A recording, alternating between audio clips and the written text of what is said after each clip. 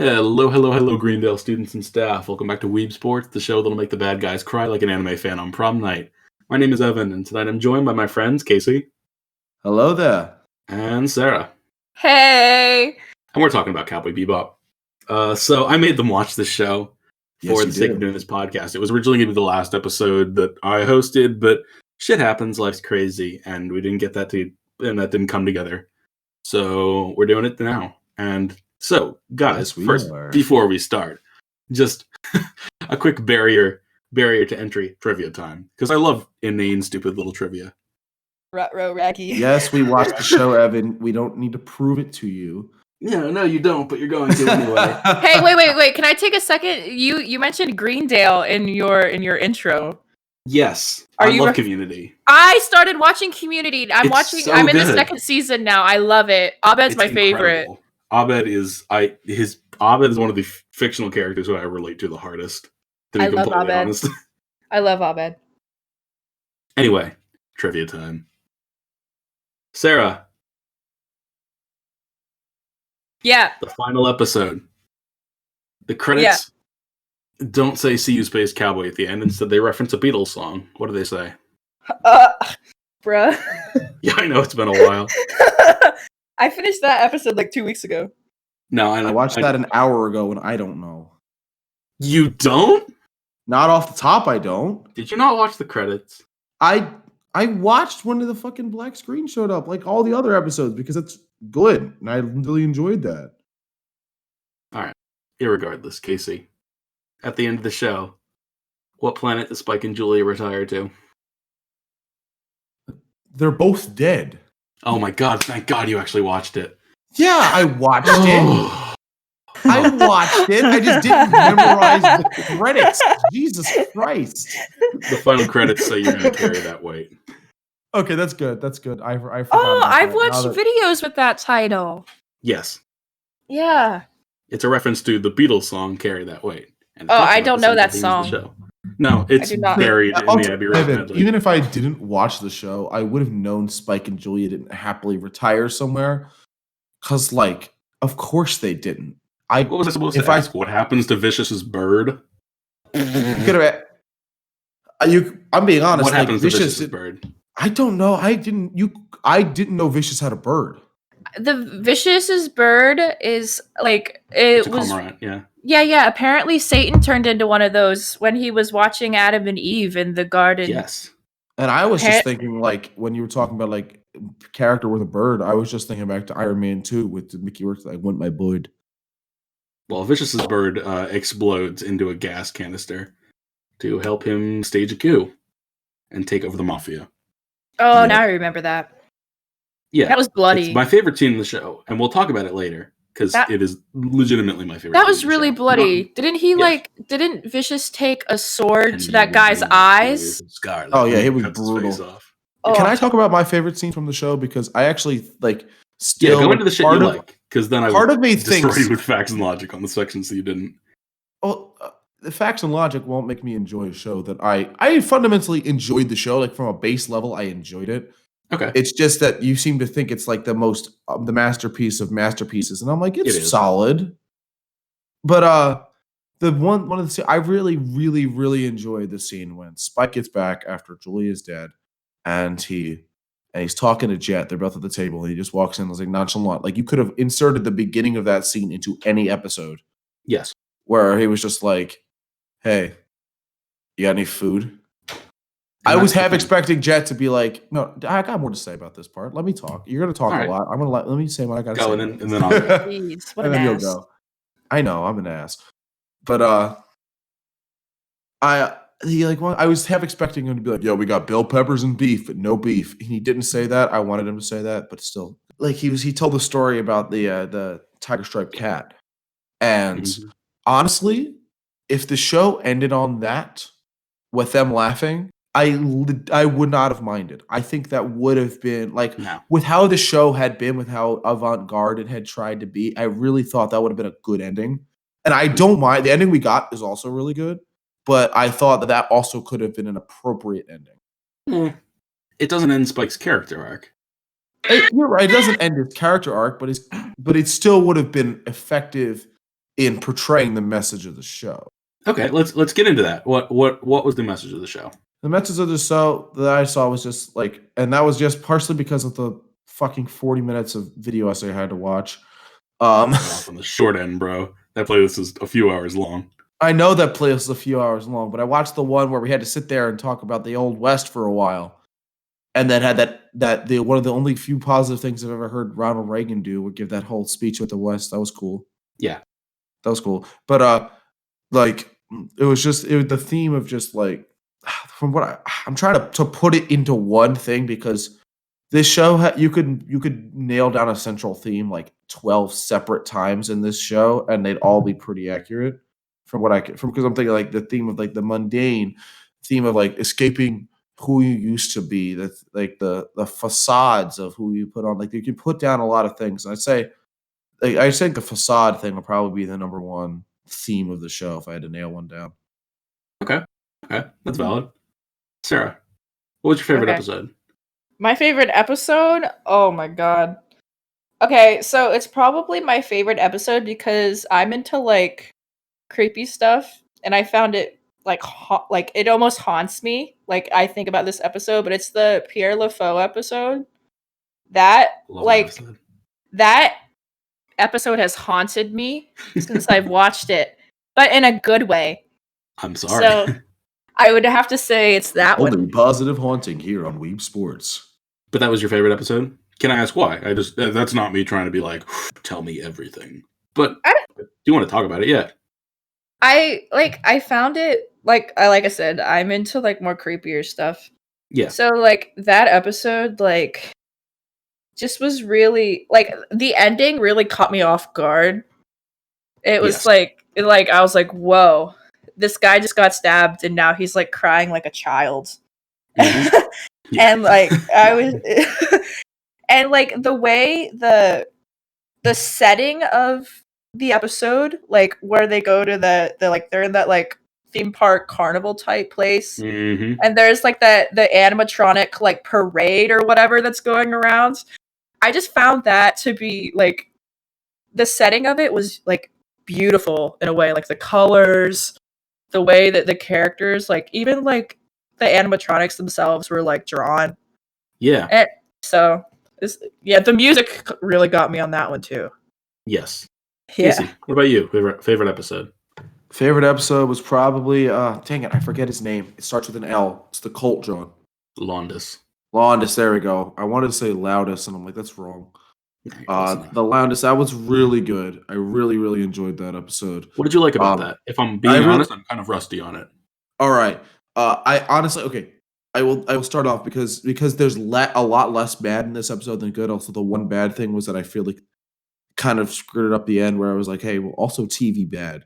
The rest of the episode was the best I'd seen in that show, where it basically went into, especially because there was the speech at the end that he gave to Spike.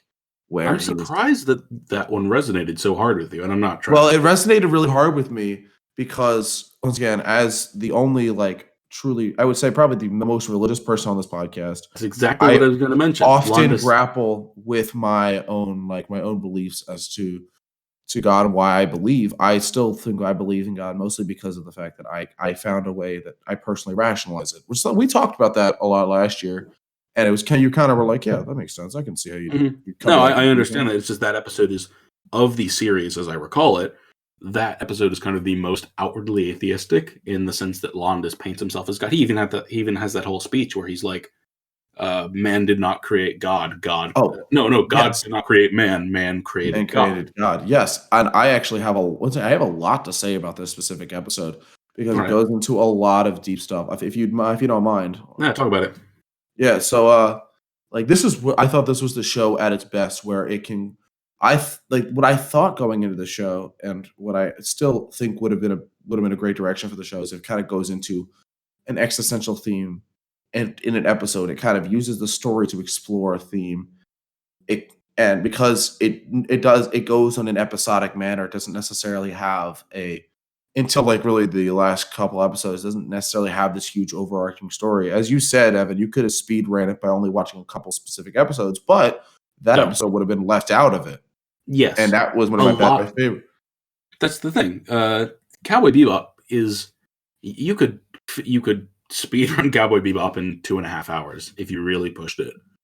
But not and what you'd miss out on. It's about the world, and it's about mundanity, and it's about the characters interacting with just this crushingly normal world. But as I want to get back to this because I really thought this was interesting. I actually was mumbling aloud to myself about it later because you get to this really interesting thing where he was talking about how and he said it's the most outwardly atheistic episode because he paints himself as God.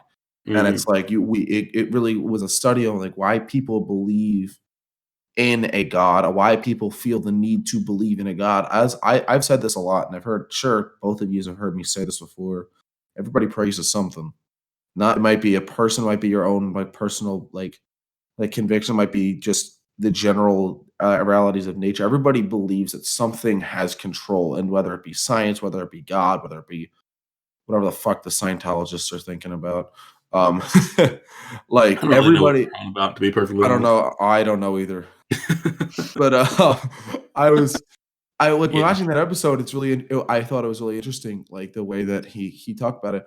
And also, I would have liked to see, because I think we saw a bit of it with Faye, where it was the sort of, this man has built himself this godlike persona, and people believe as if he is a god.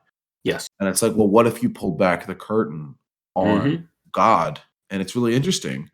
I thought that it was a lot of interesting stuff, which is why I was kind of disappointed at the end. He was like, well, also people are really blindly accepting of television. I was like, come on, dude. You had all of this really interesting stuff going. I think that's what I think what they were going for was kind of a, modern media and entertainment has almost replaced God in the public conscious as the thing we worship. So I think that's the parallel I was trying to draw. If that didn't land, that's totally... I'm saying that I think that if you took out the modern media thing and just pondered on the idea of God, it would have been a more interesting conclusion. But it still didn't take away from that. Yeah. When it added, modern media is another thing, because it still feeds into that humanity wants there to be a God. We want from the beginning of time, every human being has wanted there to be some sort of, I can't speak for every single one, but every culture has wanted there to be a higher power. All of them have individually came up with religion, all independent of each other, because they were like, we need to find solace in this unforgiving, cold world that we live in. Sure. And now that the world has become bigger, colder, and more unforgiving, people are more willing to accept that and to rush to a God figure. And that's why I really like that. Even if it's something that might kill them. And also, you're a resident expert on this one episode. I don't believe it's ever confirmed I watched that one twice, wrong. I watched that one twice. Okay. It's the only one I watched twice. I don't think it's ever confirmed that Londis is wrong, per se. I don't think it's ever explicitly stated that the technology that basically digitizes people doesn't work. It's proven that it does work, because it's a guy who's a vegetable who's actively controlling this. It still needs that sort of organic matter, like that Matrix style needs humans as a battery thing, but it's still it's proven to actively work. Yes. But it's still the a ISS man behind it. The bounty on Londis, because outwardly it appears that he's, calling people to him and then they die. But it's never confirmed that that's explicitly what's happening. He could be onto something. They could all be living in digital nirvana. Exactly. We don't know. Yeah, and that's the thing about religion. We don't know until as somebody. I'm religious and I don't fucking know. I'll never claim that's why. I'll never argue with an atheist. If an atheist asks why I believe what I believe, I'll tell them, but I won't get mad if they don't believe that, because I don't fucking know either, dude. I'm just coming up with this shit on this. That's why I don't like also when you get the Bible arguments where it's like, oh well, the Bible says this. It's like, dude, I don't believe that. I'm believing what years ago. That thing is out of touch at best. Exactly. And also, if I want to get religious mad here, I could also say that a lot of what people use in the Bible is Old Testament stuff, and literally the entire point of the New Testament is to come and say, hey, look, Jesus is here. Don't live by the letter of the law, live by the spirit of the law. There's some of my favorite Bible stories are specifically about that, such as he who is without sin shall cast the first stone. That is one of my I favorite told you, Bible. I think I tweeted this at one point. You know Ready Player One, right? Yeah. We've talked about this. Awful, Yeah. awful book. Like Incel's Manifesto. Like The Catcher in the Rye times 1,000. Mm-hmm. There's a line in there where it says, like, people who live in glass houses should shut the fuck up. And, like, to me, that line kind of represents everything wrong with that book, in that it takes, like, a beautiful sentiment and just twists it to make it, like, mean and edgy for the sake of the internet. That's literally just like the evolution of that Bible verse has gone from "He who is without sin shall cast the first stone" to "Those in glass houses shall not throw stones" to "Those in glass houses should shut the fuck up" to "Shut the fuck up." Yeah, exactly. That is how it's developed over time. Yeah. Anywho, we were talking about Space Cowboys. Sarah. Yeah. I already asked you what your favorite episode was. Yeah. One of you mentioned the music, and I think that that's a good jumping off point. Sarah, I'm pivoting away from you. Heck yeah, music. Yeah, music is great. You guys are jazz-focused people. I did jazz in high Hell school. yeah. I still do it occasionally. Jazz. But Cowboy Bebop lives and breathes on jazz. Yeah, I've been listening to this soundtrack in my car for the past week or two. You like Road to the West? Yeah. Road to the West underscores my favorite scene in the entire series. Road to the West underscores the Tears of Scarlet scene, which we mentioned earlier. Was that when we were recording, or was that before we started recording? I should remember this. Anyway, it underscores the Spike go find what you lost and get it back. That fight, undercut with Vicious's coup and assumption of the leadership of the Red Dragons. And it's my favorite scene in the series because of the juxtaposition it causes with the rest of the show. The battles in Cowboy Bebop are often underscored by these incredibly up-tempo songs, like really just like banging jazz. And it's great, and I love it. And it goes a lot faster when you have to watch it at 1.25 speed because you think you have to get it done 3 weeks ago. Were you fucking watching it at 1.25? No, I was saying when I was watching at 1.25, it was really fast. And that's part of the reason why I stopped, because I was like, why is every song Caravan? Yeah. No, but the thing is, that scene is really indicative of the episode that it takes place in. The Real Folk Blues Part 1 and 2 are it's a tonal shift for the series. Like, Ed leaves in the previous episode. And from then on, it's just shit gets real.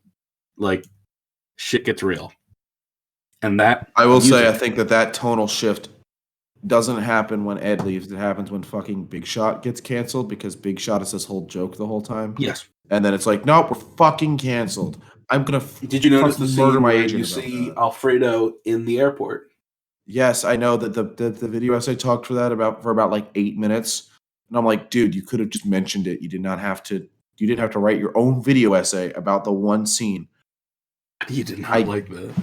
No, it felt that video essay I did not like it, mostly because it spent entirely too much time talking about Old West shit. And I'm like, I'm not focused on that. That's not what I was here for. On that. Anyway, the reason that I like the Tears of Scarlet scene so much is because it undercuts and juxtaposes the music that has been scoring the battles for the entire show. Like the fight in the first episode with Spike versus what's his fucking name? It's not Alejandro. It's hold up.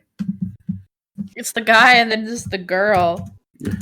They're together. And it's also got the funniest moment in the entire show, when there's this super intense jazz, and then they cut for a minute of absolute silence, and then the chick says adios, and then her ship blows up, and it's fucking hilarious. Yeah, because you see all the fucking cops going towards her.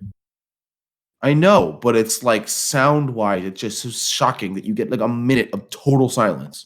And there's still like the visuals don't really change for most of that minute. For most of that minute, it's still a space fight. And then near the end, it goes to like the cops chasing her, which I'm like, if they could have just kept the vocals for a little longer, vocals of jazz for a little longer, and then you would have cut with the audio, and then it would have been a stark contrast. But instead, they cut the audio. It feels like somebody cut the audio early, and so he's got like a minute of nothing, and then adios, and then just boom. Well, that's the point of it. Cowboy Bebop wants you to linger on every single aspect of its world. It insists upon itself. Yes. And that's why I love it. Like, it's it's turn your brain off while also being turn your brain way the fuck on. You can just, it's relaxing almost, even if it's watching scenes of incredible violence. I said the violence never felt violent to me. I'll say that. No. That was something that even never really... the stuff that should have. Like, I'm thinking of the one scene where Faye watches the one dude get shot in the head while he's like 2 inches from her. The only scene that felt violent in the entire show was fucking like Apple Dairies, whatever the hell his name was. Oh yeah, in absorbing Spike. I'm beating the shit out of him. Yeah, and he just kind of stood there and just stared blankly. While Spike was just like, and it's just like what? Fucking Macintosh. Let's map the Earth, and then 3 minutes later it'll be entirely different, and we'll do it again. And he's the only person in the universe that's willing to do that. Yeah. Everybody Sorry, else bro, but I agree with the universe on this one. It's a lost cause.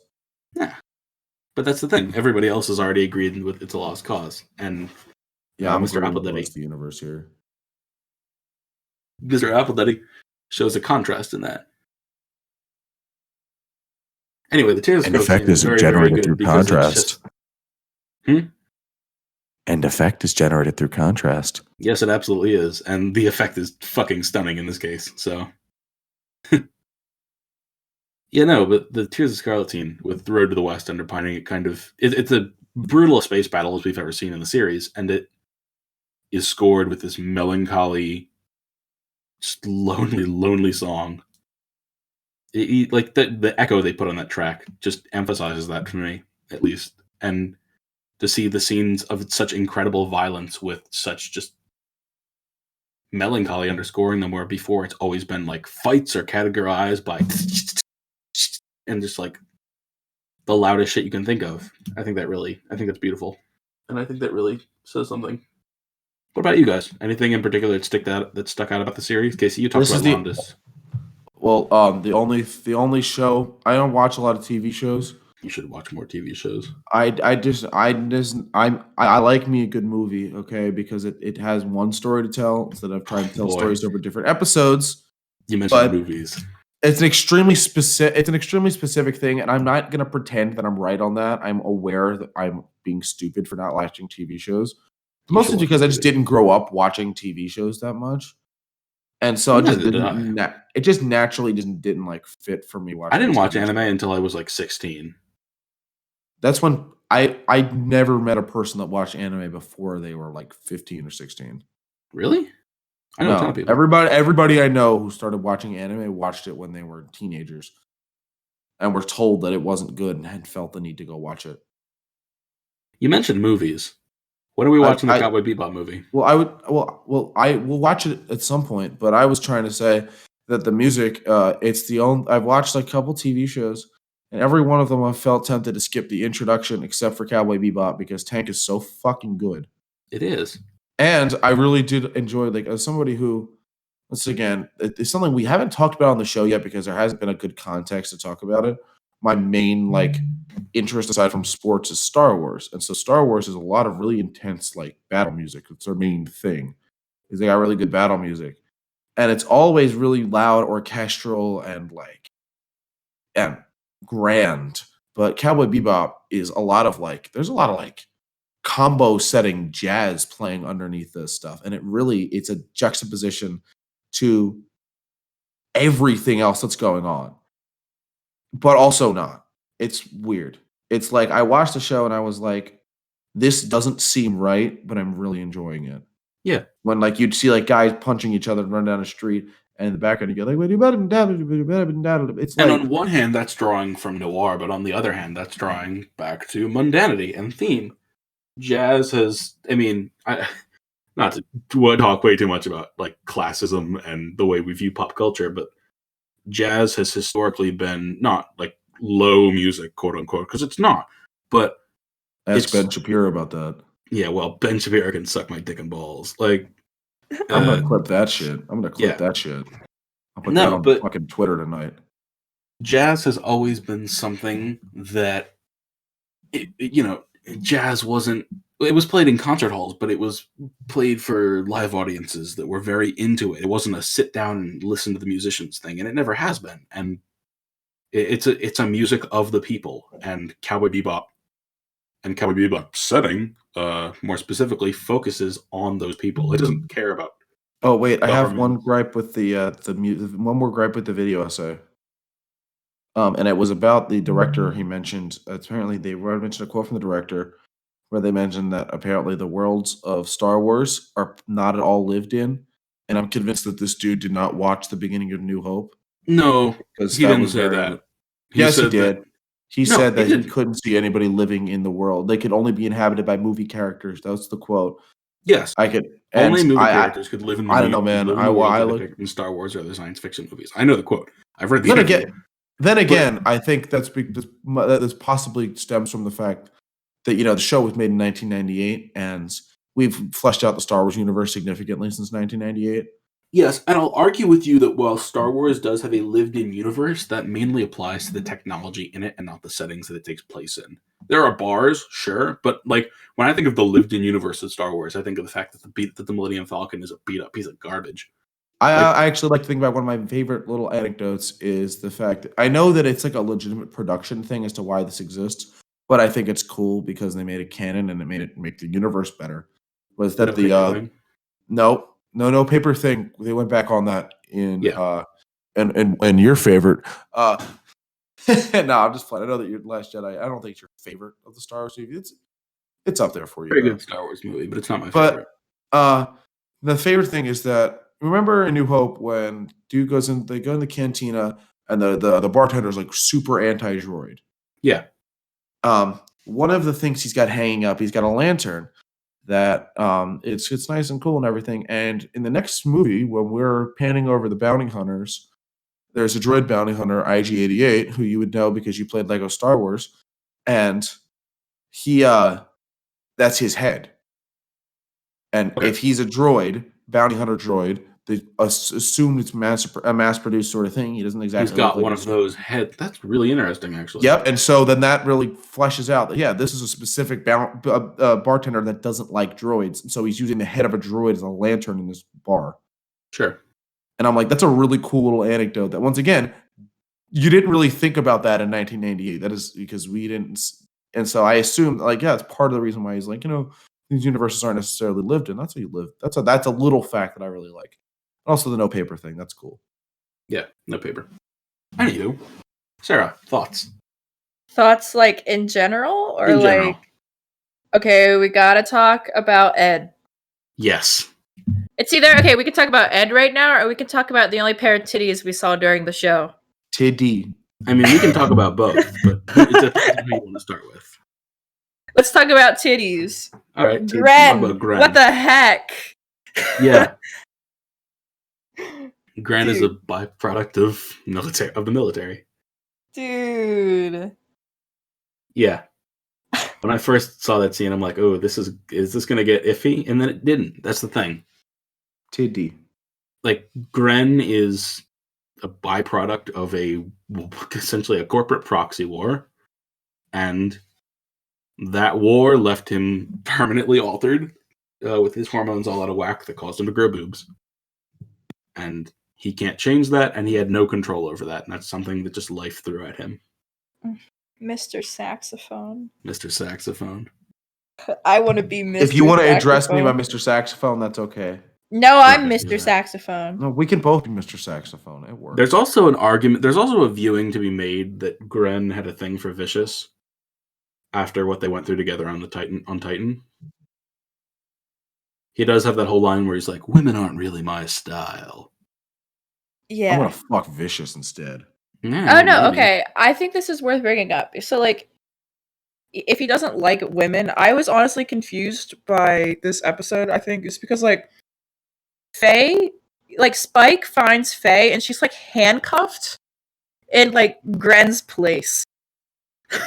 And my first reaction was, did Gren, did he, you know what I'm getting at? Yeah, I don't know. I don't Nope, spell it out for our audience, Sarah. I am not going to. My first thought was oh my god, did he do that? And I was like, I mean, he said he didn't like the ladies. Yeah, I don't think that he did that. No. Okay. I think Faye would have shot him on sight if he had in the next scene. Yeah. I don't think he even touched her in any disappropriate way. Because didn't people like break into his apartment and beat up on him? I always assumed something like that. I might be wrong though. I think he did. I'm not sure. It's been a hot minute. Also, can we talk about how made in 1998?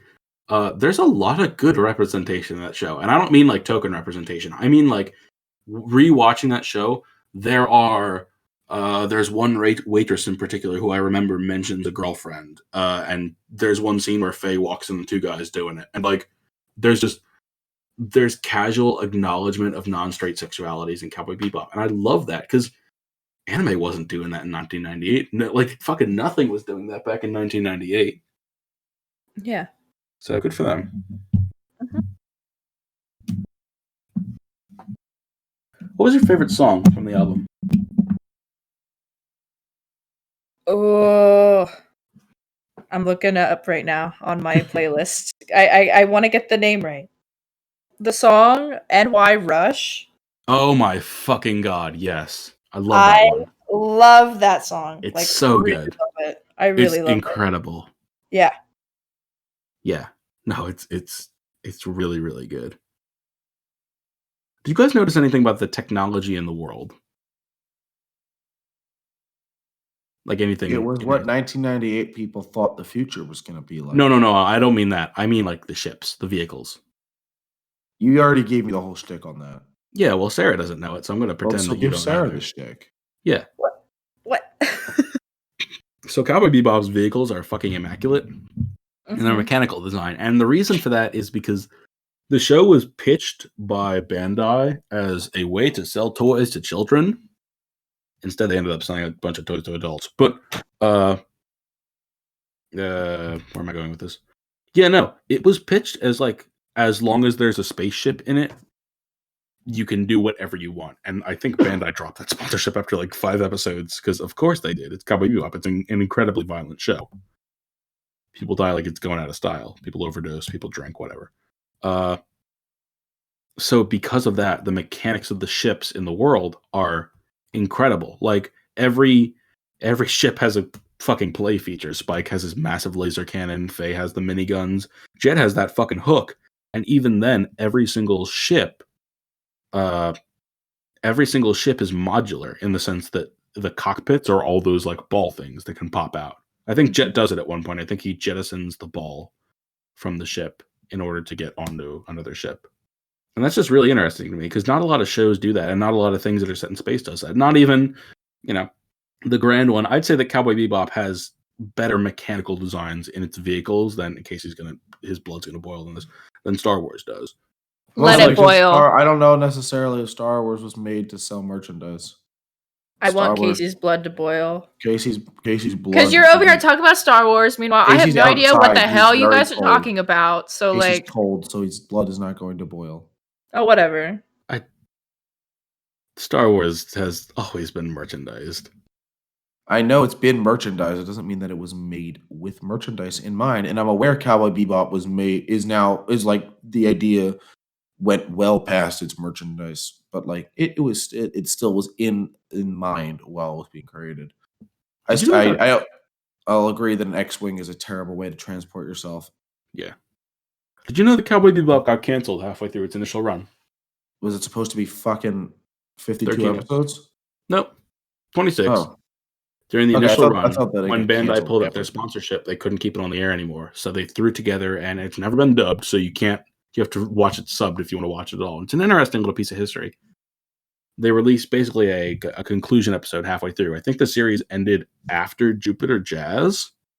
Ooh. And at the end of that episode, the title card just read, "This is not the end. You will see the real Cowboy Bebop someday." And like a year later, it got broadcast in its full glory. Wasn't that... where was that used in the show? Because I saw the real Cowboy Bebop Sunday? Never. Yeah. I could have sworn I saw that while I was watching the playlist you sent me. Nope. I could have sworn... I remember vividly seeing that. Might have been one of the video essays. It wasn't... I didn't watch any of the video essays aside from the one you sent me. I remember seeing that. This isn't the real... You'll see the real Cowboy Bebop one day. Maybe it was caught on one of the old recordings that I sent to you. By the way, they watched the show via a YouTube playlist of Totally Legal. Re-uploaded I think I missed like one episode in there because one of the ones earlier on was private. But shit. So episodes 24 I watched and mine through 26. Hulu. Oh yeah, you watched it legally. Oh shit, I just pirated it. I didn't. Well, I have Episode Hulu and it was 26 on there. weren't Yeah, it's on the it's on. playlist.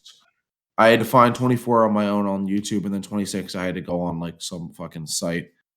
And 26 at that point, I was like, oh hell yeah, I fucking have to watch this because it was a 2-part episode. And yeah, that was fire. Please don't tell me you wouldn't have watched it. If I would have definitely still watched it. It was fire. I went out of my way to find it myself. That episode also introduces one of the few things in the show that I think is like incredibly stupid and also very funny, and that's Lin and his brother Shin. I did find that. I found that odd because I could have. I was like, Lin. Should I know who those guys are? It's like, no. Well, I mean, yes and no. I cannot remember which is which, so I'm gonna say Shin is in Jupiter Jazz. Maybe it's Lin. I'm not sure, but we're gonna say it's Shin, and he is working with Vicious, and he almost kills Spike. He's the guy who holds Spike at gunpoint while Vicious gets away. All right. And it's the whole thing where Spike's like, Shin, I know you. You know me. Don't shoot me. And Shin's like, sorry. And then Vicious shoots Shin. And then, no, the line is, I'm Lin's brother Shin. So it's Lin who dies on Jupiter Jazz. So Lin is the one in Jupiter Jazz. And then in episode 26, Shin shows up and he has, the classic, Lin? And he turns around and he's like, it's Lin. I'm Lin's brother Shin. I just think that's funny. I find that hilarious. I think it was. I'm just imagining like in the writers' room, they're like, "All right, so we're gonna have Lin come out and he's gonna deal with it." They're like, wait a second, fucking Lin died, did he not? Ah, shit. All right. Shit. That's his name. That's his name. All right. Lin's brother Shin. Eventually, they'll like. No, hold on. I have one more joke to get before I get to the ending, where I'm just imagining just like he's like, I'm Lin's brother, Shin. He gets shot, and then like another dude comes out. I'm Shin's brother, Bin, and then it just keeps going just throughout every they're like the fucking. You read that book like the 8 Chinese brothers or whatever? No. I was thinking Rushing Nesting Doll. I have to. Well, let me look up this book to make sure I'm not like imagining it, but I'm.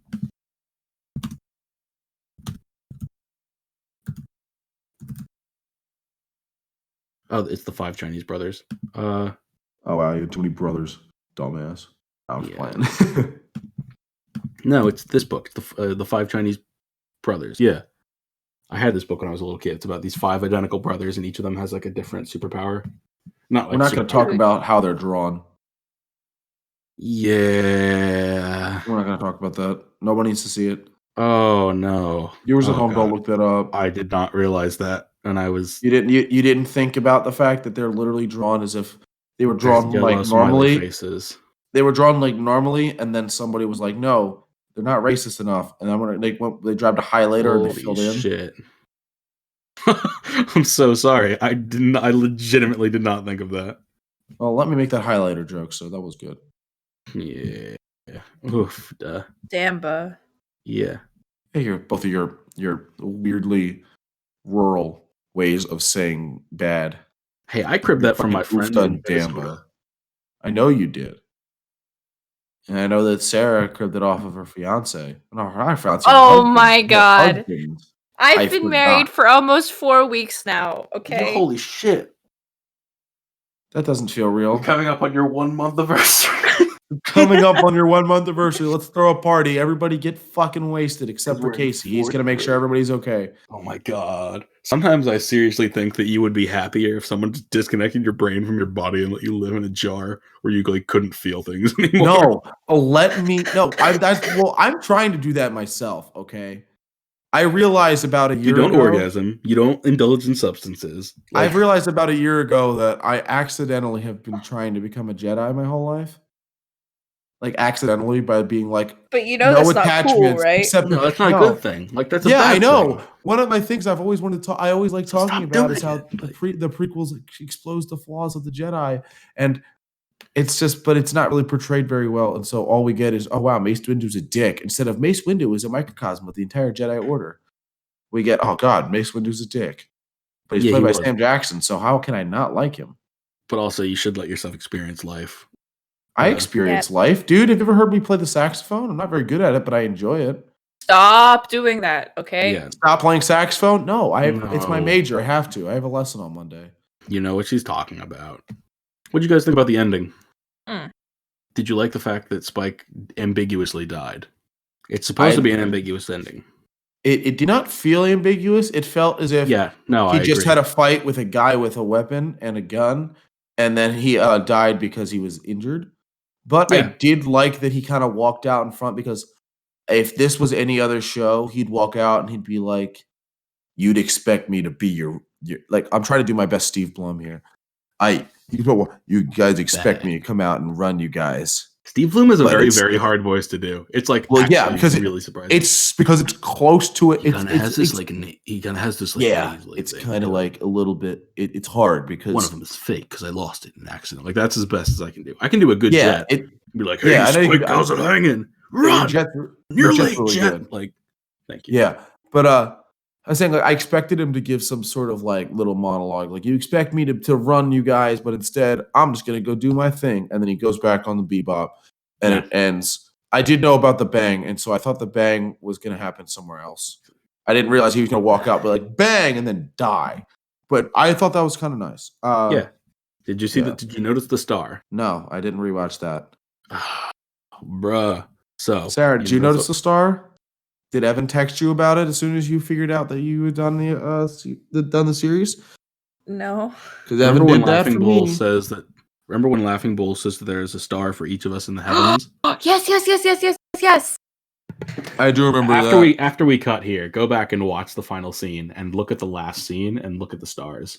I'm not going to say what happens. It cuts out. One of them cuts out. Yeah, one of the stars cuts out. Oh, that's cool as hell.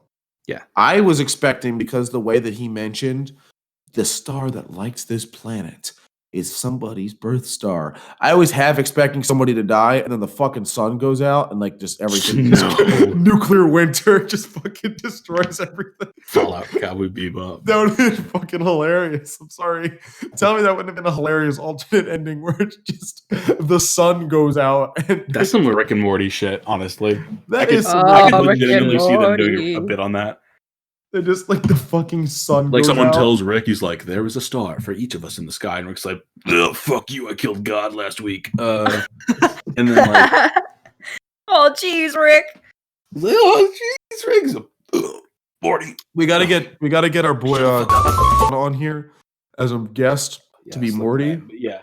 Oh, I know. I am a seasoned professional at this, except for that one episode. And how you missed Rags' name last time. Okay, yeah, but nobody knows who that is. Yeah, no. That's not actually. Why I didn't text you about it. I'm like, that's pretty generic. I listened back to. That's the only episode I listened all the way through to. By the way, I listened to all of them. I also didn't. It's not that I don't have faith in you, that I know you miss things, because I would miss things. I also didn't realize exactly how like fucking violent my clapping was until I listened back to the episode again. Do you want me to do it again? Because that was fun. No. Also, what was that one section last episode where you just like randomly started pitching Sarah down?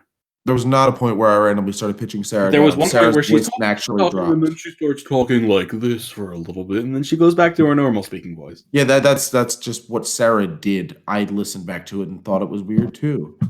Huh. Okay. Irregardless. So yeah. Any closing thoughts? Closing thoughts. It's been a shorter episode than normal. We didn't talk about Ed or Ein. Oh, we didn't talk about Ed. Okay, yeah. I thought Sarah had a lot to say about Ed. I love Ed. I love it. It's great. Yeah. Casey, thoughts on Ed? Not bad. Kind of warmed up. Kind of warmed up to Ed near the end there. Okay. Warmed up to Ed a lot more, mostly because of the fact that, like, because at the point I was at in the show when we talked about Ed, it was 3 characters with tragic backstories that really milked the fact that they had tragic backstories, and Ed, who is super happy all the fucking time. And we've had this exact same conversation before, but that is the point of Ed. I'm aware that's the point of Ed. That doesn't mean that it was good at the time. And then I realized that it was actually something different. And this is something I disagree with on the video essay, and I actually want to hear your thoughts on this.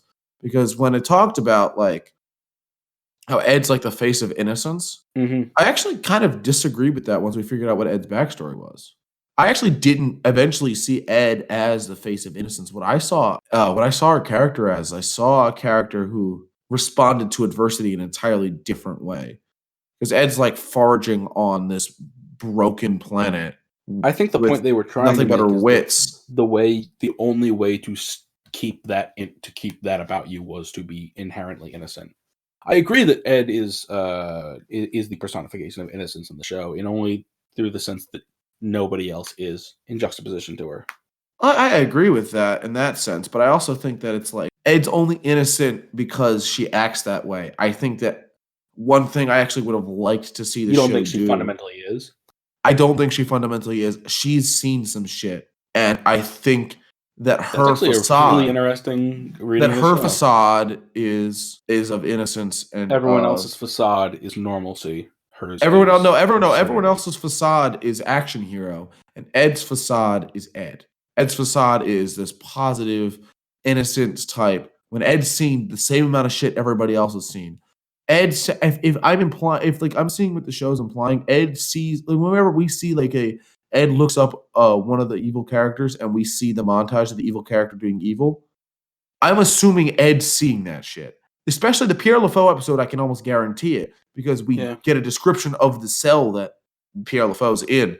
Ed's seeing that, and Ed's seeing this extremely creepy, isolated man and his life story. Ed's seen almost the same amount of shit that the rest of the Bebop crew has seen. Do you think it's an intentional facade like the others are? I think that it is. I think that it is. And you think that Ed is coping not by being innocent, but by faking innocence? I think Ed is coping not by necessarily faking innocence, but by just trying to not allow the things that have ravaged her life get to her. She's doing what everyone else is doing, but just in a much dumber way. I don't really think so, because you see that every character have their moment where they have to grapple with what they're hiding from. Yes. Ed never has to grapple with it because Ed has mastered it. Ed's mastered this ability to let go. I would, you know what? If they made a follow-up show about Ed, I'm watching it. I'm fucking watching it. I'm fucking watching an Ed show. I'm watching the Ed show. Sequel. I don't care if you don't think so. I don't care what all the weebs think. I'm watching an Ed sequel. I just Watanabe specifically said he didn't want Cowboy Bebop to be a Naruto or a Dragon Ball where it's going on for fucking ever. Shut up. Alan Moore said we couldn't adapt Watchmen, and that was a pretty good movie. Yeah, I know that was probably. But also, Alan Moore is a strict conservative in his views about art. A literal conservative, not the fucking asshole modern one. Well, I'm just saying that I would have liked to see more study into Ed's character, because the way that the show presents Ed and the way that we're told about Ed are two completely differing things. We're told, if I told you a character lived their entire life alone on a physically torn post-apocalyptic Earth, foraging for themselves, their only solace coming in the orphanage, in an orphanage where everybody else seems to act just like her, and then she was torn away from that and was led on a life of crime. You wouldn't expect that to be the face of innocence, and those are all exact descriptors of Ed. I didn't leave anything out. And so what I'm saying is that I think that Ed's coping, and it's coping extremely well. No, that's actually extremely interesting. That's interesting. So yeah, Evan, I did watch the damn show. And I paid attention. You're doing literary analysis, buddy, and I'm proud of you. Wow. That didn't mean that the rest of the episodes were as good as you think they are, but I still think that there's a lot of good stuff in there. I just would have liked to see it condensed down, and I would have some of the stuff condensed down. I would have liked to see a little more of what I'm talking about, because I feel like some of the other characters could be explored a little bit more in that way. Especially, I think Faye was kind of left a little bit. I feel like I would have liked to see a 2-part episode where Faye and with the cult, because of course I love that episode. But I would have liked to see more of that, because we see you could boil down every single character's coping mechanisms for their horrible fucking pasts into one thing. Spike's is nonchalance, Jet's is determination, Ed's innocence and Faye's is escapism. And I would have liked to see the ultimate I like that you bring escape. up Spike's apathy and nonchalance, because that is Well, also... that's the only thing I knew about the show going in was good jazz, and that you tried to patting yourself after Spike because he doesn't care about it. Wasn't intentional. I was 14. That's once again, I also unintentionally tried to become a Jedi, so I totally get where you're coming from on that. Teenage boys patted themselves unintentionally after the media they watch. I watched Cowboy Bebop when I was a freshman in high school, and it shaped a lot of my worldview, and I'm a hardcore cynic. I don't know when I really first I don't know, because Star Wars really wasn't a huge part of my life until a certain guy got me into a certain TV show. So thanks for that, by the way. No problem. It was Evan in Clone Wars. Yes. Until I started actually thinking about that shit. Because I was like, oh, it's just dudes with a lightsabers. It's a show about war. Like, it's a show about war, and it's a show about camaraderie and brotherhood and all that. Cool shit that the army wants to the personal struggle with one of the most interesting, I'd argue, protagonists of I've ever seen. Anakin Skywalker is extremely. What'd you buy? Anakin's Jedi Interceptor, like the episode. Oh, you finally pulled the trigger. You've mentioned that so many times. No. I have the one from the. I have the Delta Interceptor. And it's sitting here. I have the Delta Interceptor on my shelf, like the one from Clone Wars. This is the one from episode 3. It's sitting. Yeah, the one from episode 3. Right now, I was building it like up until like 5 minutes before I got on Discord. So I think I'm gonna redo some of my shelves. I might move my mutes around, put my CDs somewhere else, so that I can have the Delta Interceptors, so that I can have the two Anakin Interceptors, on the shelf next to each other.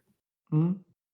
I don't know if you listening at home have gleaned this, but I'm a massive fucking nerd, and I have toys in my room, and I love it. Man, I really couldn't have told by the fact that I watched 26 episodes of an anime for this episode. Yeah, that the guy is maybe a nerd. Couldn't have fucking told that. No one figured it out. Also, I have a sad thing to say for the listeners back at home.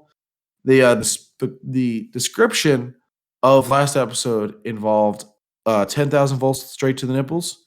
Unfortunately, that was part of what got cut. I'm so sorry. Oh, shit.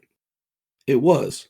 It was, unfortunately. By the way, the reason that it was cut was not because I didn't have audio, but because the audio was there to the point where I couldn't hear a single word that was actually said. I could just hear snippets of it. And because I was there for the conversation, I know it was being said. Yikes. But it was, oh, God. Okay. Yeah. I did my best to salvage it. It just didn't work. Yeah. So. Yeah, Sarah, I'm sorry. I feel like we kind of talked over you, Sarah. You had a lot of good stuff to say about Ed, and I just kind of was like, hey, no, character cool. study. It's whatever. Anyone got anything else? Doesn't seem like it. Does not seem like it. So, Cowboy Bebop, out of 10 rating. Where do you guys place it? Either one of you can go. Sarah, you go first on this one. Did you say out of 10? Out of 10, yeah. Out of 10? I would give it a solid 7.5. Okay. Because it started out kind of slow for me.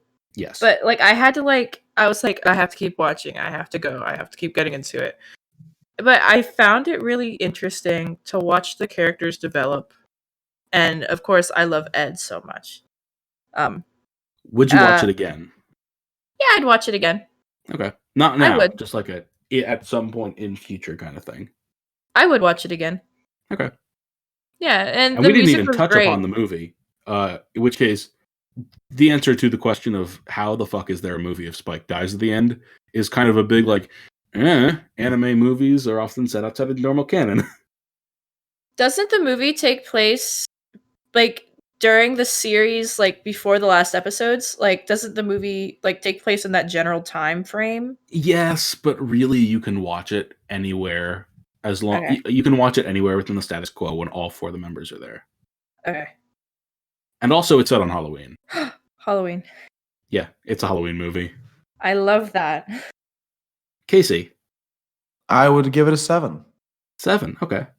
And I would say that rating would have gone up by a lot if we got more of the last 5 episodes. Would you watch it again in future?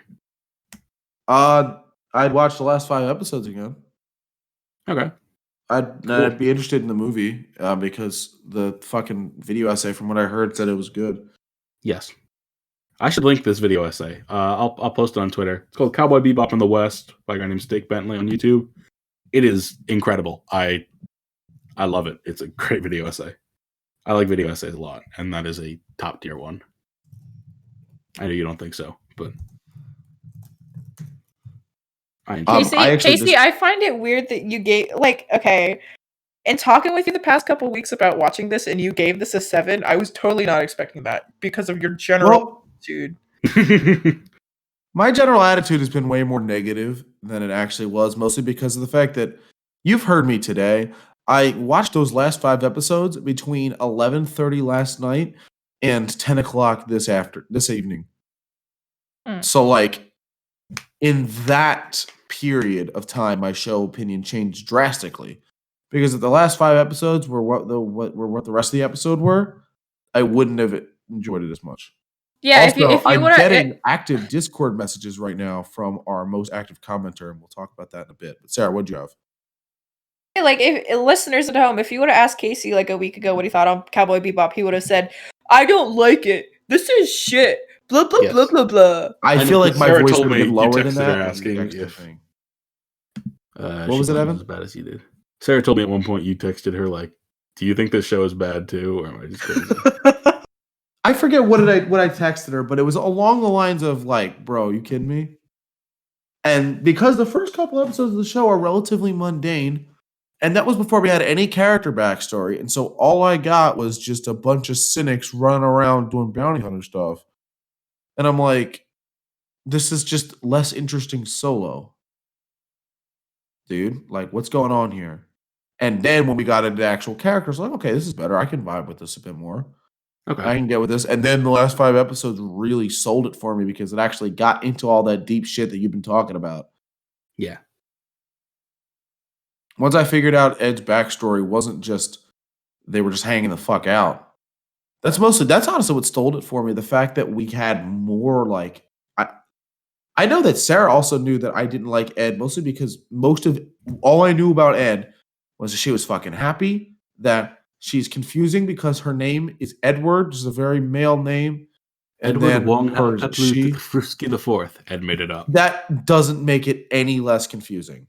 No, it doesn't. But it's kind of indicative of her character that that's the name she chose for herself. I know, but and also the fact that her name is Francois Apodere is not any less confusing. Yeah, and none of it makes sense. But the fact that we got that little bit there, that one episode, also, yeah, that one was pretty solid too. Because we got more of what Earth was, which is kind of what I like because of the fact that when you talk to me about the fucking peeps, you're talking about the world building. Peeps. I don't know. You know, like the clay fucking things, where it's like, I think you eat it. Like, I don't know. I don't know if those are actually supposed to be peeps, but I choose to think that those are supposed to be peeps. I hate peeps. Okay, quick question. Who were your favorite characters from the show? Like, if you had to pick one character for yourself. Side characters or primary characters? Because I think those are two very different categories. Any. Your choice. Oh, God. I'm going to have to go with Spike and Doohan and Miles from episode 19. That episode is one of my favorites in the series, if not my favorite, and it's exclusively because of the space shuttle scene. A big part of what I love about fiction is the world building and the worlds that writers and authors and artists can create. And to me, the fact that in a world as trashed as the solar system we see in Cowboy Bebop, essentially a spaceship mechanic, the equivalent of his day of a car mechanic, has taken the husk of an old spaceship and retrofitted it to function normally. That's just really cool to me. Like, to me, that's the equivalent of some car mechanic finding like the rusted out hulk of a Corvette and just like fixing it up. But it's in space, so he's got the fucking Challenger, or maybe the Columbia, depending on which cut of the show you watched. When it originally came out, it said Challenger on the side, and then they changed it in later releases to say Columbia, I think. Yeah, because that's kind of fucked up. Yeah. When did the Challenger actually happen? I think we've talked about this. Like, I don't know why. 80s, right? Yeah, I think it was in the 80s. So like the show could have been in like pre-production because it took a long time to get this fucking thing made. No one wanted to make Cowboy Bebop, but that might be an excuse for the Challenger thing. But show came out in 1997, 98. Wow. Yeah. I was just shy of it. I was born in 99. I was born in 2000. I was born in 2001. And yet none of us are actually that far apart in age, except for Sarah. Sarah and Evan are. I mean, Sarah and I are far apart age-wise, but like Sarah and I are both 20 right now. She's and Evan and I will both be 20 in February. Yeah. Like we're not that far. It's like weirdly close, and yet we're born in 3 different years. Because all you viewers out there, I'm turning 21 soon. Here we go. You want to get fucked up with the crew? Come to reads off our address. No, I'm gonna be turning 21 on a Tuesday. So when an episode releases. Ooh, fun. Let's see, Evan, what address will we read off anyway? Give me a fucking minute. Swope. Gonna look up Sarah's address. Yeah, no, I'm looking up Swope. God damn it. Matlack. Come to Swope and get wasted with Evan and Sarah. And Casey will be there too, but he's not getting wasted. Trust me. In a second floor classroom. Yes. Oh yeah. Listen to Bill Evans. Fuck it. Down. So it just listed as South Walnut Street, Westchester, PA. That's not even. It doesn't give a number. That's not even where it is. No, I know. That's like not even where it is. If you want to not. South Walnut Street is like a couple blocks up. Just go get off of fucking 202 at High Street and drive up for a couple minutes and look or ask anybody on campus, hey, you know the building looks like a piano? And they'd be like, yeah. No, you know where the fucking weird music kids hang out? Can you go tell me where that is? Those fucking weirdo queers. Where are the fucking queers at on this campus? Send them down there to the fucking theater building, all where the music kids are at, down next to that, too. The theater building. Fuck Center. Swope's where it's at. No, EO Bull's got the pod in it though. Yeah, but the pod's closed right now. So I know it's closed right now. So yeah, it sucks. But then again, one of the best traditions of Swope is sitting in presser and being like, "Hey, yo, you want to go pod racing?" And then we go run over to the pod as fast as we could. You're gonna need to lick the name, but that is. I know I'm gonna need to lick the name. Okay, there's a reason I paused before I said it. Because I was debating, do I say the name or not? And then I was like, no, I say it. I can put the lick in instead. Yeah. All right. We got anything else? One more thing. Yes. This entire time I have been on Discord direct messaging with one of our very loyal commenters, and I figured. Do you want to bring him on? Dude, does he have a mic and shit? I will ask him right now. Yo. In the meantime, while you're doing that, we got another letter. We just got a letter. We got a letter. We got a letter. Also, we got an email. Well, can I say that? Can I say that it was funny that I responded back to with awesome thanks because it was one of awesome thanks. Wait, we did though. I hold on. I don't know where. I don't where. It looks like it's clickbait. It says open now for free praise. I think I know who this is from. Don't say his name because he doesn't give it. I think I know who this is from because he mentions something that basically one of my friends watches. Oh, I know who this is. Yeah. And he was the one who clued me into the lick playing a couple seconds. I thought that was 100% a fake email. Yeah, so did I. But this is the kind of thing he'd do. Also, this isn't his email, so that he may have just made a burner just to do. Not taken yet. Yes, I'm going to lick the email, but still, how is it not taken yet? What's the email say? Open now for free praise. Dearest people whom I know, dearest people who, fuck, cut it out. You know how to cut this together. No, I'm not cutting it out. You're going to have all your mistakes displayed. I will post your address in the description. Everybody go to Casey's for beers. Come fight me. We're the fucking scene from The Office. Come fight me. It's the three of us pointing guns at each other, and the guns are photoshopped out of Sarah's hands. Well, they don't have guns in the episode. Oh, you're right. They don't. I will post your address in the description. Anyway, Dearest people whom I know and or don't know. Geez, to think I narrowly missed out on the opportunity to provide your first fan correspondence. Alas, I guess I'm just not a good friend. I'll just have to make peace with that. You are, buddy. You Damn are. right. Anyway, I think y'all are pretty cool, even when Discord bots mess up and the licks accidentally end up playing several seconds too early. You've got a neat thing going on here, I think. Now, if you'll excuse me, it's time for me to be sad for the next week. I will call you the moment we finish recording this. Happy Spookoween, a fan. Thank you. This is weird because of the fact that if I didn't know who this was, I would be confused as to who it was because my friends talk like this too. I know this guy. I think. I'm hoping. Because I'm hoping it's the guy I think like, it wait, is. what the fuck are you talking about? I think I know who this guy is as well. Mm-hmm. Do you bring your friend on? I'm still because apparently he's on Twitch right now. He's live on Twitch. My guy is live on Twitch playing Tetris right now. Which version of Tetris? He's playing fucking. Hold on, I gotta pull up his stream. What's his at? Put it in the chat. I'm gonna send. He sent me the link, and so I'll send him the link. We're just gonna raid his chat live on Weeb Sports. We probably shouldn't. I want to get him on here. Does he like? I anime? do too. What? Yeah, he's my weebiest friend outside of you. Yeah. He's my weebiest friend outside of you. We've played Lovers in Danvers Spacetime with this guy. Yeah, I know. I know who this guy is. Erkin is the name. Good man. Top man. All right.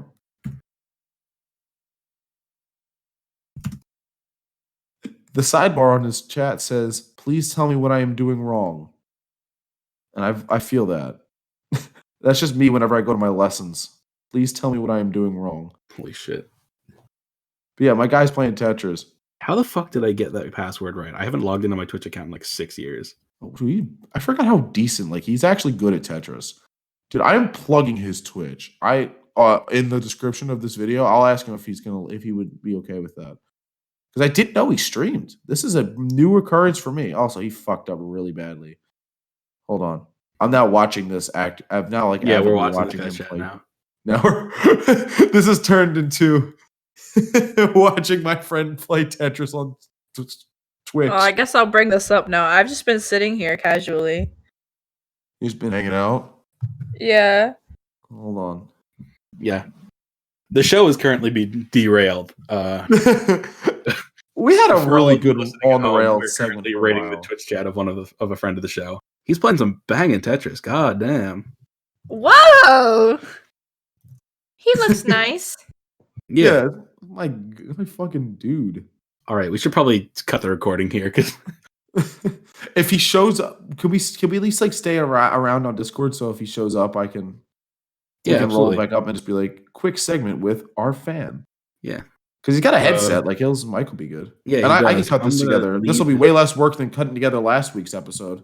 I feel like moving the moon would be less work than last week's episode. All right, last week's episode was a doozy. Ladies, gentlemen, people, that is our show. It's been wonderful having you here with us tonight. We are the Weeb Sports crew. I'm Evan, and I was joined tonight by my friends Casey. Yes. Cool. And Sarah. Hey. Whew. It's been wonderful having you here. I hope you have a good night. I hope you're staying safe. I hope you're feeling good. Happy Find Halloween, us on Twitter.com at Weeb Sports Pod. Listen to us on Spotify, Apple Podcasts, and YouTube. Statistically, you are 100% listening to us on one of those three platforms. Yes, that's kind of how it works. Shoot us an email at weebsportspod@gmail.com. We love free emails. Make our days. I listened back and Sarah sounded like she was about to cry when she was reading the legit. Email. It's so good. It's so good. I gotta shoot Please them an send me back. something. Yes. Yeah, send us shit. We'll read it out. Somebody write us fanfic. We will read it out. So good. I'm just wanting one of my friends to write us fanfic. I know one of my friends is a fan. Write fanfic. From Cowboy Bebop fanfic. No, also, hold on. Wait. I actually have one more Cowboy Bebop thing to discuss. I forgot to mention this earlier. Quick. Oh my god.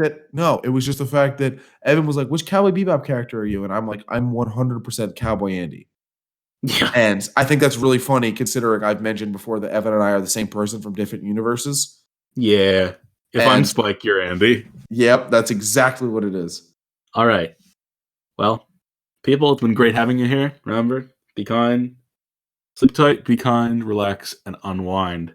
Enjoy the rest of your life. We'll see you next week. Casey's hosting. He's talking about... What are you talking about? The Lego fucking Batman movie.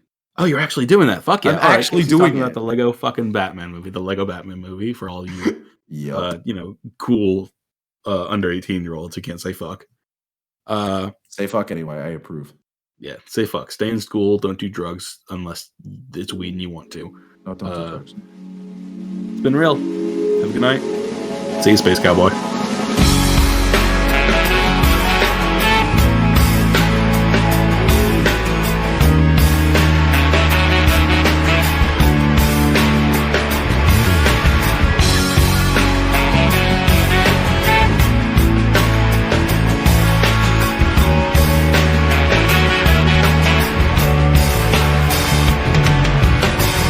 してたと嘆くにはあまりにも時は過ぎてしまった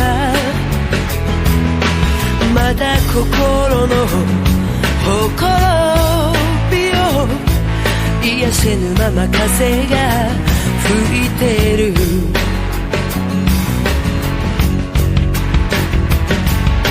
一つの目で明日を見て一つの目で昨日を見つめてる君の愛のゆりか